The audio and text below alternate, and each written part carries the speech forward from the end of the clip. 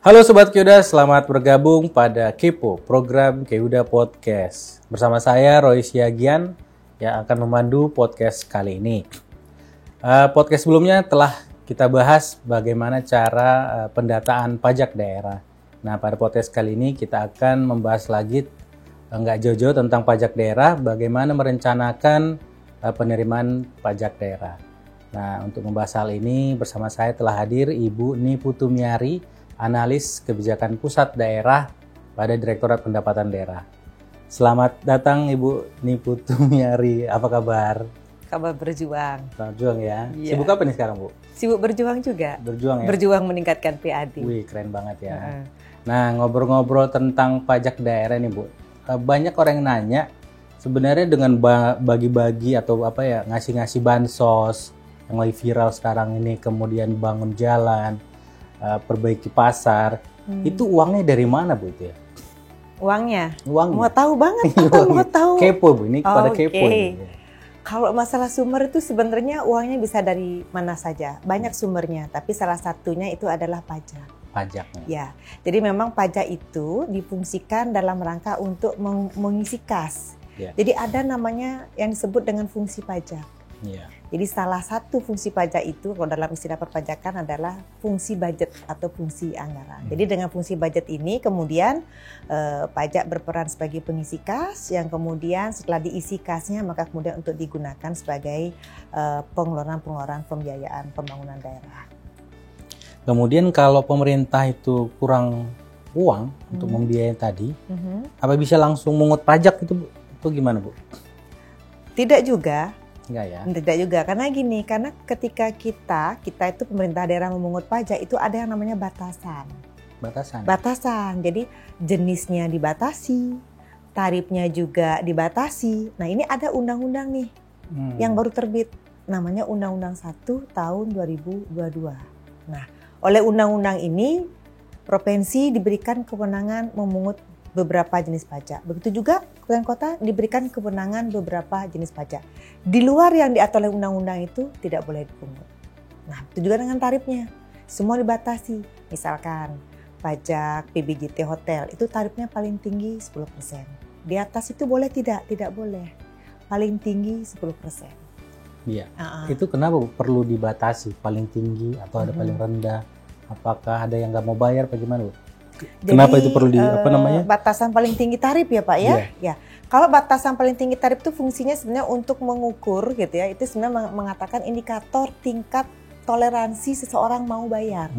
Jadi kalau di atas misalnya tadi ya PBJT hotel ya di atas 10% itu orang nggak mau bayar lagi. Jadi memang sudah disepakati secara kebijakan politik ya teman-teman kita di Senayan DPR RI itu setiap jenis pajak itu ada batas tertingginya. Tadi contohnya PBJT hotel ya 10%. Nanti ada PBB 0,5%. Nanti ada PKB 1,2% dan macam-macam lain sebagainya. Nah itu adalah batas toleransi seseorang mau membayar pajak. Jadi dalam istilah perpajakan istilahnya willingness to pay.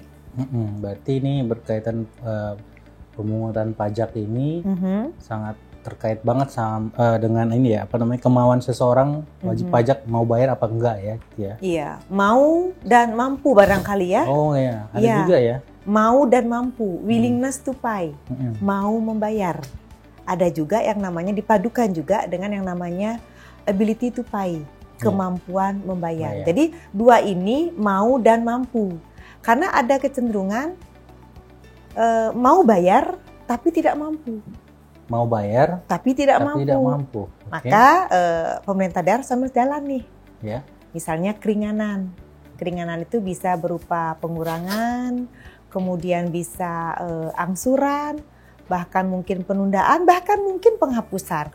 Memang benar-benar orang tersebut tidak mampu. Angsuran pajak bisa, Bu? Bisa. Oh, ada ya. Angsuran, penundaan, penghapusan. Mau dihapus pajaknya juga bisa, tapi bisa. itu harus review lapangan. Kita cek dulu apakah orangnya benar-benar tidak mampu. Kalau betul tidak mampu, kita bisa lakukan penghapusan. Nah, tapi ada yang kedua lagi, Bang Roy. Dia mampu bayar. Tapi tidak mau bayar. Mampu bayar, tapi tidak mau bayar. Ada nah gitu ini ya? ada. Nah ini beda treatment nih, beda perlakuan. Nah kalau model-model seperti ini yang kita lakukan adalah bukan keringanan, tapi penindakan atau penegakan hukum. Nah, istilah kerennya disebut dengan law enforcement. Nah, kenapa kita perlu melakukan penegakan hukum kepada orang-orang yang tidak mau bayar? Tapi mampu gitu ya. Karena kita menganggapnya seperti virus, dia cepat menyebar, cepat menular, akan menularkan karakter-karakternya akan tertular kepada orang-orang yang tadinya mau bayar dan mampu, dan gara-gara mereka ini tidak mau bayar, mereka juga bisa jadi ikut-ikutan tidak mau bayar. Jadi ini perlu yang namanya penindakan atau penegakan hukum. Jadi dari mulai pengenaan denda berupa sanksi gitu ya, bunga-bunga gitu ya, sampai ada yang sampai penyitaan aset gitu ya. Jadi kalau uangnya tidak bisa kita ambil, barangnya kita ambil. Jadi fungsi penyitaan seperti itu. Jadi ya? Iya, seperti itulah kurang lebihnya. Tadi ada 2 klaster Bu, mampu bayar, tidak mau bayar. Tidak mampu bayar tapi tidak mau bayar tapi tidak mampu. Ini nanti menjadi apa ya? Menjadi pengurang dong nanti ya, penerimaan. Berpotensi. Ya, betul, sudah pasti ya. Jadi orang yang tidak mampu bayar kena keringanan ya tadi ya. Bahkan mampu, sampai ada penghapusan ya. Pasti itu akan menjadikan dia pengurang gitu ya, pengurang dari penerimaan pajak. Nah, maka dari itu sebenarnya kita dalam merencanakan penerimaan pajak itu, kita minimal melakukan 3 hal nih Bang Roy. Yang pertama itu adalah menggali potensi pajak. Yang kedua menghitung potensi pajak. Dan yang ketiga itu adalah menghitung target pajak. Nah, itu menggali potensi itu apa Bu? Ini kan 2024. Apakah belum pernah satu daerah itu digali sehingga perlu digali lagi, atau ada waktu tertentu yang harus dilakukan? Kalau menggali potensi itu sebenarnya setiap saat ya. Bisa juga berkala gitu ya. Tetapi secara prinsip menggali itu nanti hasilnya gitu ya, kita olah di waktu tertentu. Jadi menggali potensi ini sebenarnya konsepnya sama dengan pendataan. Jadi dalam pendataan itu kita bisa lakukan yang namanya peremajaan data ya, sudah pasti ya, melakukan peremajaan data. Lalu yang kedua itu mungkin ada WP baru. Maka kita perlu tambahkan nih WP baru yang kita temukan di lapangan. Lalu yang ketiga, barangkali ada WP lama sudah meninggal. Atau berganti kepemilikan. Berarti peremajaan atau mungkin juga kalau bangkrut pengurangan.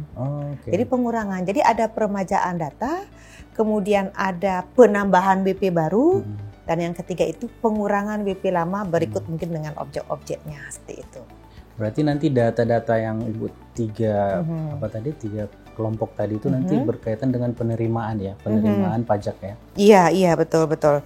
Jadi nanti konsepnya sebagai kunci pembuka. Jadi konsepnya adalah apa sih yang harus kita data kan gitu ya. Tadi kan konsepnya menggali potensi itu adalah pendataan. Maka pertanyaan berikutnya adalah apa sih yang harus kita data. Jadi yang kita data itu sebenarnya tidak sekedar mendata nama wajib pajak gitu ya. Tidak sekedar mendata lokasi usaha gitu ya. Tapi kita sebenarnya sedang mendata dasar pengenaan pajak. Jadi itulah sebenarnya kunci pembuka pintu potensi. Jadi di dalam istilah perpajakan sebenarnya dasar pengenaan pajak atau DPP. Apa itu Bu DPP Bu? Jadi DPP itu macam-macam Pak Roy. Jadi oleh Undang-Undang 1 ini sudah diatur Bapak Ibu ya, bahwa DPP masing-masing jenis pajak itu berbeda. Misalnya untuk PBJT hotel. Itu adalah jumlah DPP-nya adalah jumlah pembayaran pajak, jumlah pembayaran yang karena mereka menginap, jadi jumlah pembelian kamarnya gitu ya. Lalu kemudian misalnya kalau orang yang punya usaha cuci mobil, maka seseorang tersebut bisa jadi akan dikenakan yang namanya pajak air tanah. Maka DPP-nya adalah yang kita perlu catat dalam pendataan adalah berapa sesungguhnya WP itu, calon WP itu menggunakan atau mengambil air tanah rata-rata sebulan. Seperti itu. Atau nanti misalnya ada lagi misalnya yang berbasis properti nih ya. Tadi kan masih sumber daya alam. Yang berbasis properti misalkan PKB nih, pajak kendaraan bermotor. Kita perlu mendata profilnya. Profilnya itu seperti jenis kendaraannya, tahun pembuatannya dan lain sebagainya. Kalau di PBB mungkin luasan tanah. luasan bangunan yang kita perlu data. Artinya berdasarkan profil properti ini nanti teman-teman pemerintah daerah bisa melakukan perhitungan nilai gitu ya. Nah, nilai inilah yang kita sebut dengan dasar pengenaan pajak, Pak Roy. Berarti itu tim lapangan harus berkunjung ke tiap-tiap WP tadi itu ya? Tiap-tiap WP, tiap-tiap rumah barangkali ya, untuk menentukan mana calon WP, mana bukan calon WP barangkali ya. Berarti kalau potensi sudah digali, sudah dikumpulkan, selanjutnya ini apakah bisa langsung dihitung atau gimana, Bu? Ya kalau datanya sudah terkumpul, data yang tadi ya, nama WP-nya, lokasi usahanya, yang termasuk baru, yang tadi ya, yang paling penting tadi ya, dasar pengenaan pajak DPP ya. Maka tahap berikutnya adalah menghitung. Jadi dalam menghitung potensi pajak ini ada 3 pendekatan, Bang Roy. Yang pertama itu pendekatan tren. Yang kedua, pendekatan laju pertumbuhan. Dan yang ketiga itu adalah pendekatan moving average. Mungkin masih ada pendekatan yang lain, tapi saya bisa menyajikan ketiga ini nanti by simulasi. Ada simulasinya nih ya? Bisa. Gitu. Ini kita kayak makin menarik nih. Kita nanti lanjut dengan simulasi. Kami akan kembali sesaat lagi.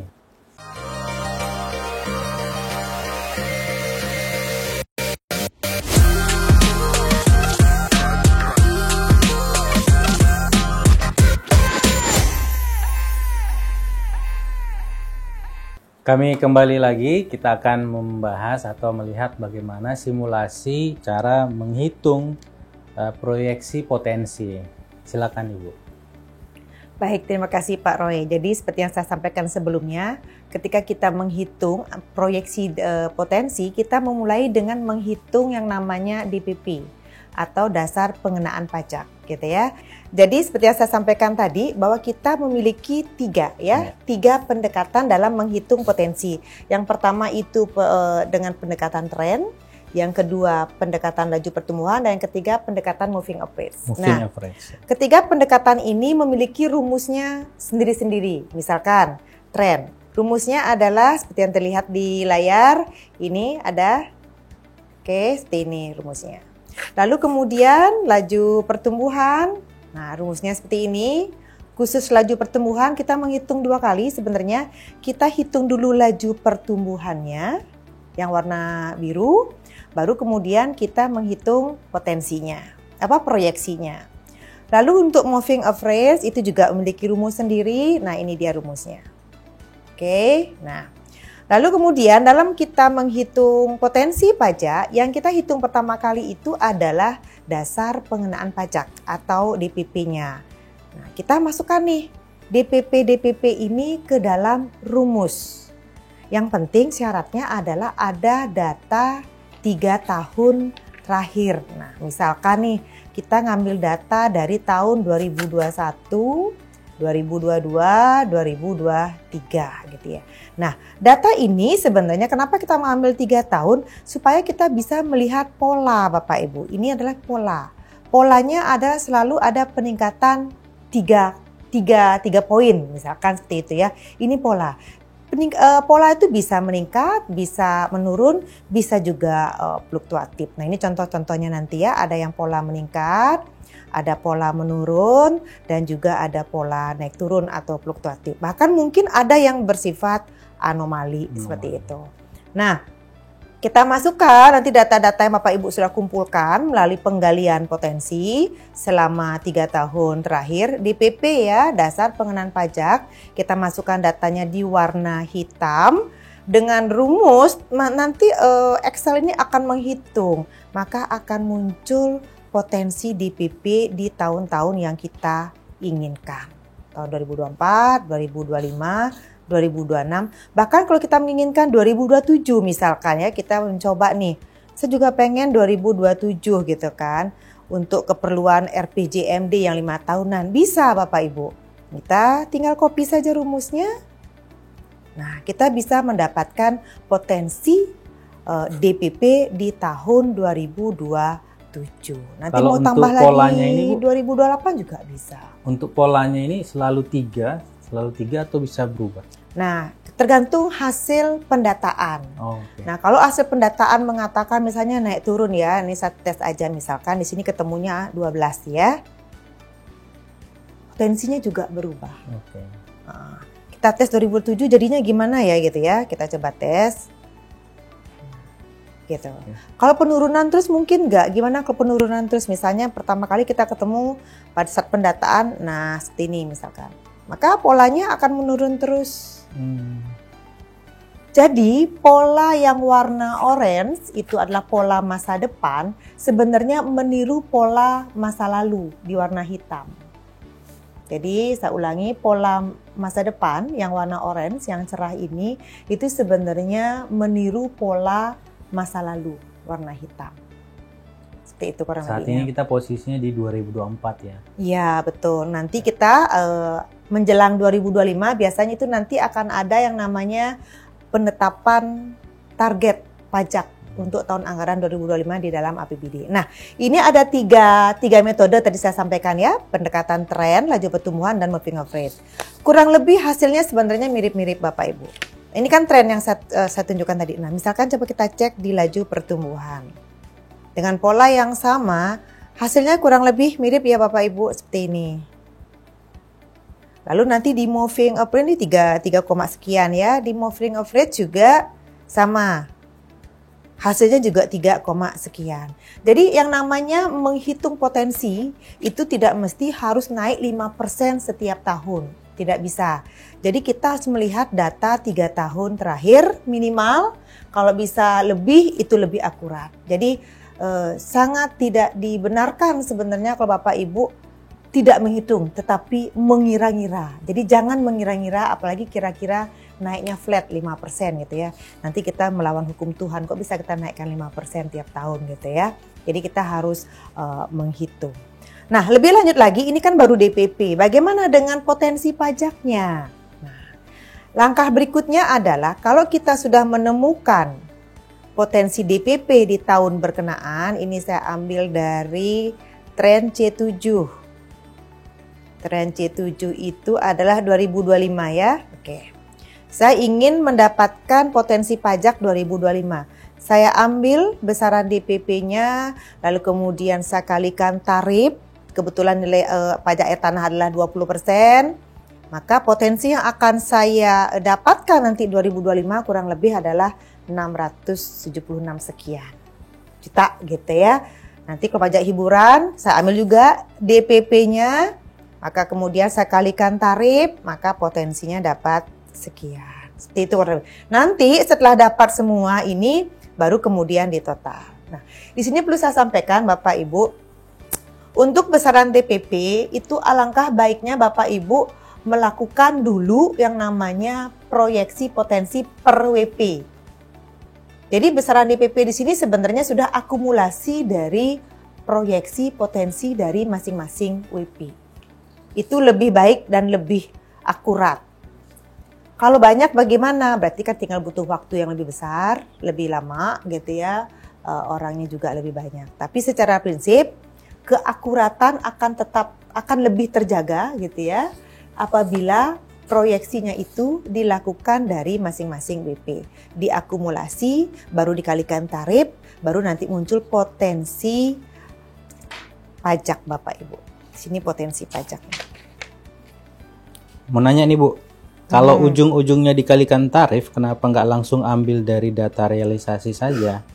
Kenapa harus repot-repot mengambil data dari DPP, lalu dikalikan tarif, hasilnya kan sama? Iya, betul.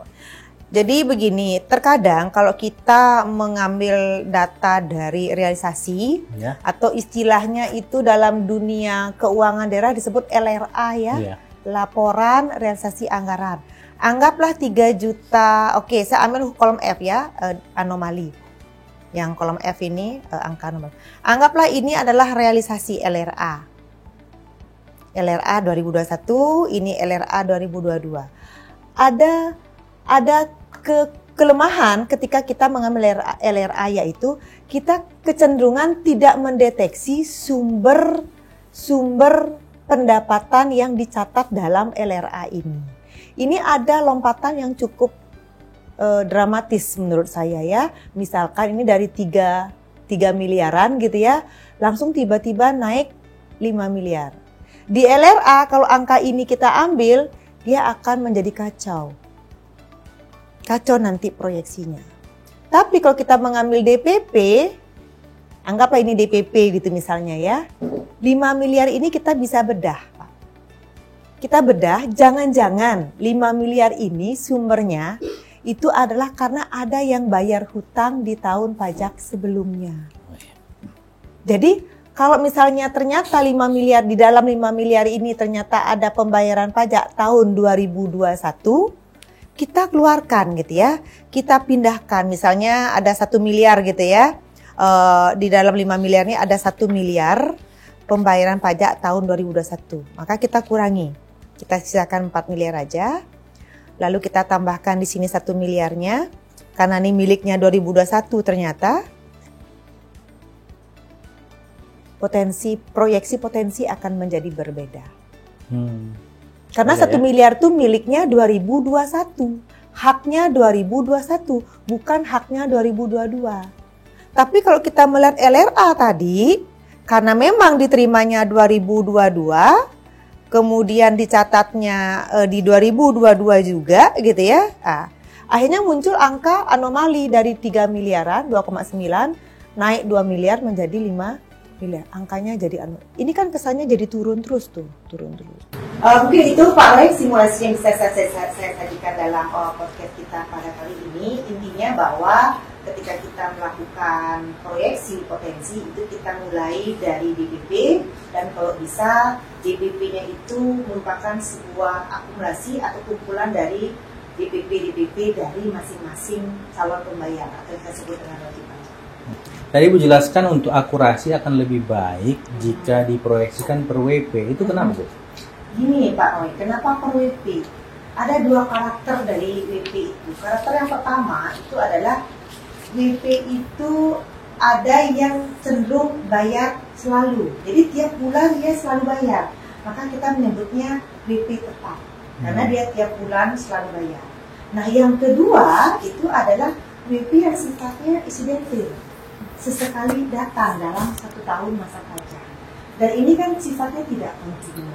Maka untuk karakter WP yang pertama, WP tetap, itu kita bisa masukkan dalam target.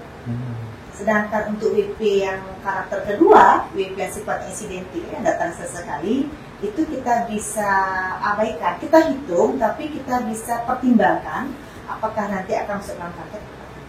Jadi tidak pasti, jadi bahkan bisa diabaikan karena hanya datang sesekali. Jadi sebenarnya menghitung target itu berasal dari potensi tadi ya Bu ya? Betul, potensi WP itu Pak. Iya. Jadi sebenarnya kalau kita sudah menghitung potensi Pak, jadi potensi itu kan kumpulan ya. Kumpulan dari WP yang tetap tadi, yang bisa dipungut pajaknya, dan WP yang insidentil, yang WP yang mungkin tidak bisa dipungut pajaknya, insidentil dan lain sebagainya. Jadi ada 2 kategori nih di dalam potensi. Ada yang bisa dipungut, ada yang tidak bisa dipungut. Itu dua kategori yang harus kita pahami dalam potensi. Nah, lalu kemudian ketika kita menghitung target, itu sebenarnya kita sedang melakukan pemilahan dan pemilihan. Memilih dan memilah mana WP yang bisa dipungut, mana WP yang tidak bisa dipungut. Nah, WP yang tidak bisa dipungut ini banyak, ya, banyak sekali. Dan ini kecenderungannya menjadi faktor pengurang dari target yang mau kita tetapkan. Misalkan yang pertama itu adalah gara-garanya misalkan Pemdanya menerapkan kebijakan insentif fiskal. Mungkin dalam rangka menumbuhkan UMKM, lalu diberikan diskon-diskon. Tentu ini dipungut tapi kan kecil. Nah ini kita pisahkan juga nih sebagai faktor pengurang. Ini ada keranjangnya. Tapi ini masuk ke dalam target gitu ya, keranjang target tapi tipis gitulah ya hasilnya. Lalu yang kedua, WP-WP yang memang dikecualikan oleh perdanya. Kadang-kadang perda itu mengatur misalkan gini. Untuk veteran bebas PBB. Untuk guru-guru bebas PBB. Banyak keringanan ya? Banyak. Sebenarnya mereka WP sebenarnya, tapi WP yang tidak bisa dipungut gara-gara ada kebijakan dalam perda. Nah, ini masuk keranjang lain nih, keranjang yang bukan target, kan begitu ya. Nah, lalu yang ketiga lagi ini ada WP-WP yang modelnya itu datang hanya sekali dalam 1 tahun masa pajak. Bahkan dalam 3 tahun masa pajak pun dia hanya datang sekali. Misalkan nih IO konser K-pop. Ya, jadi ini harus dipisahkan gitu ya. Kenapa dipisahkan? Karena kalau ini masuk di dalam perhitungan potensi, dia akan mengganggu proyeksi. Karena kan angkanya akan menjadi signifikan di tahun itu saja, tapi tidak berlanjut di tahun-tahun berikutnya. Maka WP yang seperti ini kita pisahkan dulu, gitu ya. Kita pisahkan, kita tidak hitung dalam target. Kalaupun nanti suatu saat ada lagi, gitu ya, di masa depan, anggap saja bonus. Bonus dalam realisasi, seperti itu. Mungkin itu, Pak Roy. Jika ada yang menjadi faktor pengurang, ada nggak yang menjadi faktor penambah? Penambah ya. Ya tadi kan ceritanya ada keringanan. Ini yang nambahin apa ini? Oke, jadi kalau pengurang itu kan pasti ya karena kebijakan dia. Nah, kalau nambah itu sebenarnya berangkatnya dari Pemda itu sendiri. Yeah. Jadi kalau tadi kita lihat ada yang menurun terus ya. Jadi karena polanya menurun, maka di masa depan juga akan dimungkinkan menurun. Maka pola yang menurun ini harus kita bukan dijaga, tapi ditingkatkan. Ditambah ya berarti ya. Maka bagaimana cara kita menambah? Nah ini udah bukan tanggung jawabnya Badan Pengelola Pajak lagi nih. Karena urusan menambah itu adalah urusan sudah naik levelnya pemerintahan daerah. Di mana segala OPD akan menjadi support system untuk menciptakan yang namanya pertumbuhan ekonomi melalui program-program pembangunan daerah lah kurang lebih. Intinya ini sudah naik levelnya level pemerintahan, membutuhkan support system dari seluruh OPD, menciptakan program-program pembangunan gitu ya. Nanti ada tuh program-program pembangunan misalnya seperti pengentasan kemiskinan, membuka lapangan pekerjaan atau lapangan usaha. Intinya adalah menciptakan pertumbuhan ekonomi, memperbanyak konsumsi. Ada UMKM juga ya? Ada, jadi dengan UMKM itu kan akan terjadi peningkatan konsumsi ya. Semakin tinggi peningkatan konsumsinya, itu nanti larinya kepada produk domestik regional bruto gitu ya. Makin bagus juga, makin meningkat juga produk domestik regional brutonya. Nah, ada kecenderungan kalau melihat dari dari jurnal-jurnal penelitian ya Pak Roy ya. Kalau pertumbuhan ekonominya baik, kalau produk domestik regional brutonya baik gitu ya, maka pajaknya juga baik. Maka kemudian hal yang bisa saya dapatkan dari jurnal-jurnal ini adalah bahwa belanja itu melalui program pembangunan daerah tadi, belanja itu haruslah menghasilkan pendapatan, bukan menghabiskan pendapatan. Mungkin itu ya. Jadi dengan menghasilkan pendapatan secara langsung ya, kita memampukan dulu masyarakatnya. Kalau masyarakatnya mampu, kan pasti mereka belanja, mengkonsumsi sesuatu ya. Dengan konsumsi itu nanti mereka bisa membayar pajak. Di dalamnya pasti ada pajak. Nah ini saya perhatikan beberapa daerah Bu itu sampai dapat julukan kota kuliner. Nah tentu di situ banyak UMKM yang bertumbuh, ada yang sukses, ada yang mungkin dari sisi fasilitasnya sudah bagus tapi pengunjung atau pembelinya nggak rame, nggak datang. Itu siapa yang bertanggung jawab untuk mendatangkan para pengunjung, calon-calon wisatawan sebagai penambah di waktu yang akan datang nantinya? Nah itu yang sudah saya sampaikan tadi. Ada peran OPD lain yang mungkin ada di tusinya, tugas dan fungsinya atau di kontrak kinerjanya itu adalah mendatangkan kunjungan wisatawan atau misalnya ada juga OPD lain yang mendatangkan kunjungan investor. Kan ada juga ya, ketika investornya datang berarti ada tenaga kerja yang datang. Artinya apa? Bahwa ketika ada orang datang ke daerah itu, dia kan bawa uang nih, gitu. Dia bawa uang. Ketika dia bawa uang, pasti dia bayar pajak di daerah itu. Kenapa dia bayar pajak di daerah itu? Misalnya wisatawan atau tenaga kerja, karena ada undangan investor tadi, dia akan melakukan konsumsi di daerah itu. Yang pertama konsumsi tempat tinggal atau penginapan kalau wisatawan. Nanti dia makan. Nanti dia pijit-pijit spa gitu ya, karaoke, kena pajak hiburan gitu ya. Jadi karena dia tidur di sana mungkin pajak listrik juga naik, ada konsumsi listrik gitu ya. Jadi efek konsumsinya banyak ketika kita ada program pembangunan daerah yang mendatangkan orang ke daerah itu. Maka orang yang bawa uang tadi, entah itu traveler, orang traveling ataupun tenaga kerja, dia bawa uang ke daerah itu, dia konsumsi di sana, maka dia juga membayar pajak di sana. Ini yang kita kaitkan yang viral, Bu. Jadi ini ada orang calon wisatawan yang sedang berkunjung ke satu kota. Dia mungkin mengetahui informasi itu dari media sosial, dia berkunjung. Ternyata tidak sesuai harapan karena begitu ke sana jalannya kurang bagus. Berarti ada OPD yang kurang mendukung untuk menyediakan akses yang bagus gitu ya. Kemudian ada pungli. Misalkan di titik-titik tertentu yang tidak resmi ada warga setempat melakukan kutipan-kutipan liar sehingga membuat calon-calon pengunjung itu enggan atau di waktu yang akan datang nggak mau lagi datang. Nah, hanya datang sekali. Nah ini siapa? OPD juga yang berkaitan ini, betul. Yang ngurusin ya? OPD juga mungkin ada OPD yang tugasnya membuka akses ya, seperti jalan, gitu ya. Tugasnya buka akses. Kemudian ada OPD yang sifatnya adalah mendidik masyarakatnya untuk semakin hospitality, semakin ramah gitu ya kepada para pendatang. Jangan muncul gesekan antara penduduk lokal dengan pendatang. Nah, itu kan sifat-sifat seperti itu harus dihilangkan. Kenapa? Karena kalau itu terjadi, orang akan enggan datang, daerahnya sepi, pertumbuhan ekonominya juga menurun begitu ya. Berarti ini kan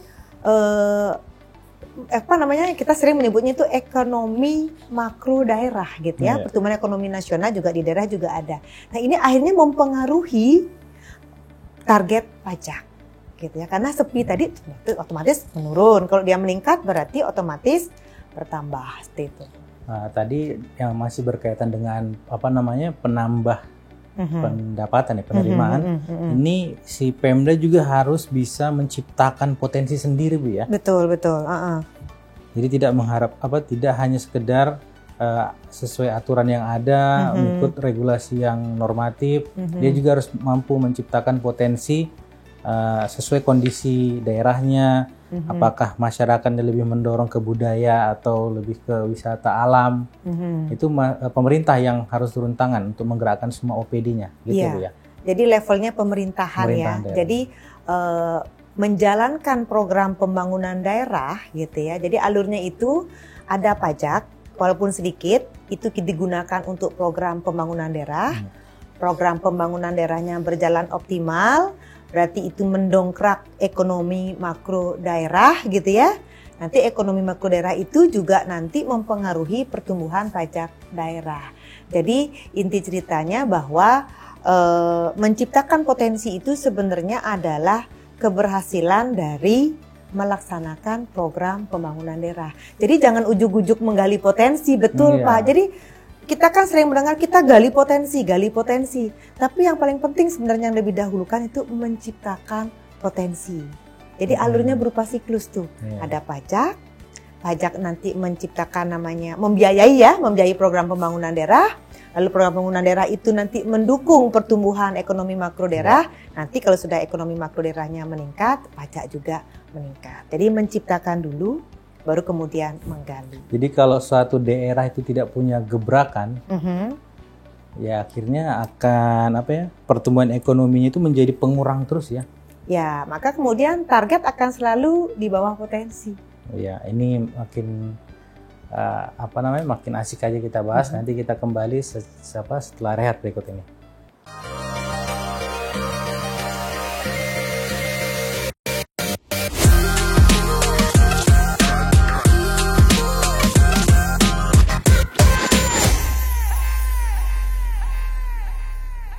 Kami kembali lagi. Jadi tadi kalau misalkan tidak ada kebijakan yang yang gebrakan bagus di suatu daerah itu, maka yang ada itu hanya faktor pengurang. Nah, Bu, kemudian kalau target lebih dari potensi, jangan-jangan realisasi nanti lebih rendah dari target, Bu. Gimana simulasi targetnya, Bu? Sebenarnya kalau tadi kan saya sempat menjelaskan hubungan antara potensi dan target ya. Nah, kalau sekarang hubungan antara target dengan realisasi kan gitu ya. Jadi sebenarnya kalau tadi proses pilah dan pilihnya benar gitu ya, maka sesungguhnya gap atau selisih antara target dan realisasi itu tipis. Jadi kemungkinannya bisa jadi lebih rendah dari target gitu ya realisasinya, tapi tipis. Bisa juga melampaui tapi tipis. Nah, mungkin saya bisa simulasi di sini ya sedikit ya. Nah, misalkan ini tadi kita sudah menghitung potensi pajak. Yeah. Potensi pajak yang di kolom F yang merupakan besaran DPP dikali tarif ini kita pindahkan ke kolom target C ya, ini besaran potensi. Nah, besaran potensi ini nanti kita kan di dalam besaran potensi ini masih ada yang namanya WP yang bisa dipungut dan WP yang tidak bisa dipungut. Yeah. WP yang bisa dipungut itu masuk ke kolom target. Kemudian WP yang tidak bisa dipungut itu masuk ke kolom non-target. Jadi sudah sedari awal WP yang misalkan kena kebijakan pemerintah, keringanan pajak, penghapusan pajak, penundaan, nah itu sudah bisa dimasukkan ke kategori non-target, terutama yang penghapusan pajak.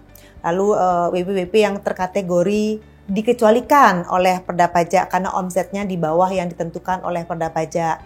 Itu juga sudah sedari awal kita masuk dalam keranjang non-target. Dan mungkin yang terakhir juga seperti misalkan WP yang hanya datang sesekali ya kan Pak Roy ya. Dalam 1 tahun masa pajak atau 3 tahun masa pajak seperti misalnya I.O. K-pop gitu ya, I.O. konser K-pop itu hanya datang sekali saja dalam 3 tahun masa pajak. Nah itu kita datanya memang ada di dalam data potensi, tapi kita bisa abaikan gitu, kita masukkan dalam keranjang non-target supaya apa?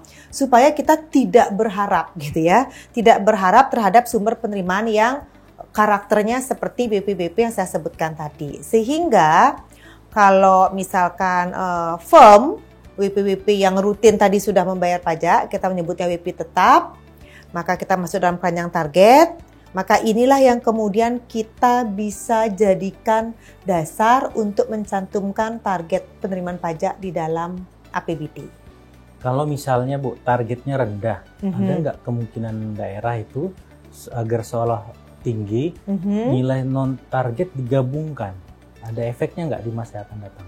Sebaiknya jangan gitu ya. Jadi kalau kita sudah memilah dan memilih, gitu ada 2 keranjang target dan keranjang non-target, sebaiknya yang kita gunakan dalam APBD itu cukup keranjang target aja. Kenapa? Karena ketika digabung, ini ada 534 juta, digabungkan dengan 996 juta, jadinya kan lebih ya, 1, sekian. Maka sebenarnya ketika pendapatan ini diperhadapkan dengan belanja daerah gitu ya, maka ada belanja daerah seharga 534 juta ini akan PHP, berharap-harap cermas gitu. Bisa mangkrak gitu ya? Mungkin mangkrak, mungkin di step blocking, mungkin dikurangi volumenya gitu ya atau frekuensinya. Secara prinsip akan ada belanja daerah seharga 534 ini yang harap-harap cemas. Bisa dicairkan apa tidak kan gitu ya. Kita kan pengen apa yang sudah dianggarkan bisa dicairkan. Maka gunakanlah keranjang target yang seharga 900 sekian ini. Itu Pak Roy yang saya sampaikan. Ya, makasih Bu. Baik Bu Miari, ini kita podcastnya sudah panjang. Kita ngebahas bagaimana melakukan perencanaan penerimaan pajak. Nah, untuk sebelum menutup podcast kita ini kira-kira ada closing statement yang dapat Ibu sampaikan sehingga teman-teman di Pemda dapat lebih fokus terhadap materi kita kali ini. Mungkin teman-teman di Pemda nanti, karena ini adalah sudah bulan Mei, menjelang penyusunan dokumen perencanaan dan anggaran daerah. Jadi nanti kalau misalkan diminta untuk menentukan target pajak untuk tahun anggaran berikutnya, maka janganlah mengira-ngira, tapi mari kita menghitung. Menggunakan data. Mungkin itu Pak Roy. Tadi kita dengar dari penjelasan Bu Miari bahwa ternyata masyarakat itu dikelompokkan menjadi 2, ada yang mampu bayar tapi tidak mau bayar. Kemudian ada yang mau bayar tapi tidak mau membayar gitu ya. Mampu bayar tapi tidak mau bayar. Mau bayar tapi tidak mampu. Bahkan ini diberikan keringanan gitu ya. Nah, sepertinya kemauan bayar ini berkaitan dengan rasa percaya atau keyakinan terhadap penyelenggara pemerintahan. karena masyarakat itu masih minim informasi hasil pembangunan yang dilakukan oleh pemerintahan itu bisa dirasakan langsung oleh masyarakat nggak. Nah itu ternyata mempengaruhi dia mau bayar. Atau tadi seperti Bu Miari bilang, menularkan virus yang tidak baik gitu ya. Nah tahu-tahu waktu berganti tahun demi tahun, bagi yang rajin bayar pajak dia belum merasakan. Ini akan kita bahas pada podcast berikutnya tentang bagaimana melaksanakan pemungutan yang efektif. Demikian podcast kita kali ini bersama saya Roy Siagian dan Ibu Niputu Miari. Terima kasih Bu telah hadir pada program Kepo ini. Jangan sungkan-sungkan, kita nanti ada seri-seri berikutnya pada teman-teman Kepo yang masih pengen tahu bagaimana kebijakan-kebijakan tentang pajak daerah ini. Jangan lupa like, comment, subscribe YouTube, media sosial Ditjen Bina Keuangan Daerah. Sampai jumpa. Sampai jumpa.